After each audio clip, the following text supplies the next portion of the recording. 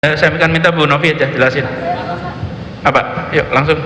Ya, Pak, untuk tempat pemakaman umum korban COVID, jadinya bakal di mana saja Pak titik-titiknya, titik-titik khusus atau spesialnya? Dan yang kedua, rapid test yang dilakukan nanti di mana saja Pak di wilayah Jakarta yang sudah dilakukan atau yang akan dilakukan? Terima kasih. Sesudah ini Ibu Liz, beliau adalah Kepala Bidang Pencegahan dan Pengendalian Penyakit, akan menjelaskan prosedur rapid testing, kemudian siapa saja yang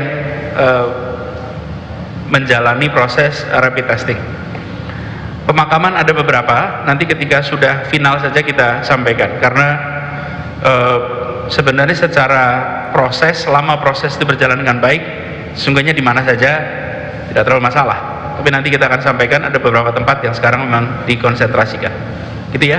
Yuk, silakan Bu Novi dulu, habis itu boleh. Silakan. Assalamualaikum. Terima kasih Pak. Untuk persyaratannya adalah tenaga kesehatan tersebut mendapatkan surat pengantar dari rumah sakit dan kemudian berkoordinasi dengan dinas kesehatan Pak. Jadi kita akan ada tahapan Pak. Yang tahap pertama hari ini mulai Pak, untuk di Grand Cempaka Bisnis dari Rumah Sakit RSUD Tarakan dan RSUD Pasar Minggu. Kemudian tahap kedua untuk RSUD yang lain. Mungkin tahap ketiga kita akan buka untuk rumah sakit yang lain Pak, selain RSUD.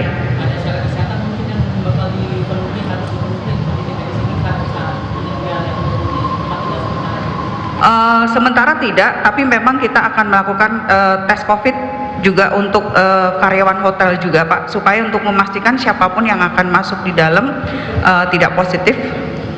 Ya.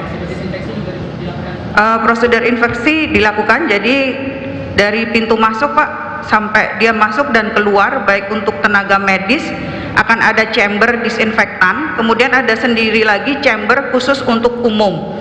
Jadi kita buat 2 chamber, kemudian mereka masuk, kemudian di kamar Pak, setiap hari begitu mereka check out untuk berangkat lagi ke rumah sakit, kamar kita bersihkan dan selalu semua disemprot dengan disinfektan. Ada batasan penghuni nggak? Tidak ada sampai saat ini Pak. Ya, terima kasih. Terima kasih. Saya mungkin akan menjelaskan tadi pertanyaan terkait rapid test.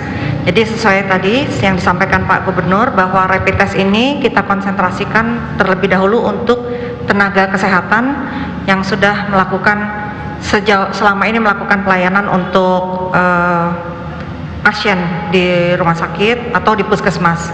Karena kita sudah lihat beberapa waktu itu sudah ada kasus-kasus di mana petugas kesehatan yang tadi menjadi pasien confirm COVID juga.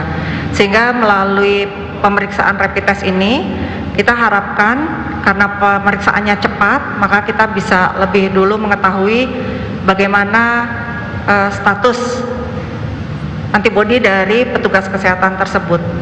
Tentu tidak bisa hanya mengandalkan pemeriksaan rapid test. Jadi nanti pada saat pemeriksaan rapid test dilakukan, hasil rapid test yang menunjukkan hasil negatif akan dilakukan pengujian ulang setelah beberapa waktu tertentu. Kemudian untuk hasil rapid test yang positif juga akan dilakukan pemeriksaan dengan swab tenggorok, sehingga kita bisa lebih yakin dan memantau dengan lebih baik petugas kesehatan dari sisi keamanan dan keselamatan kerja mereka. Untuk selain itu rapid test juga digunakan dalam rangka kontak tracing ke masyarakat.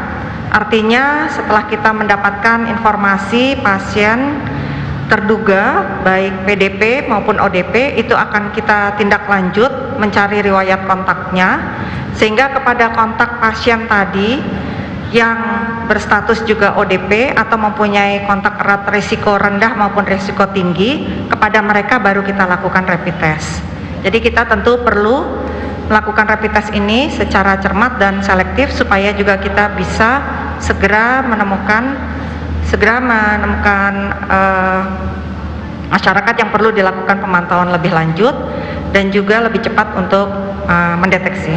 Saya rasa itu. Terima kasih. Paketnya itu berapa banyak?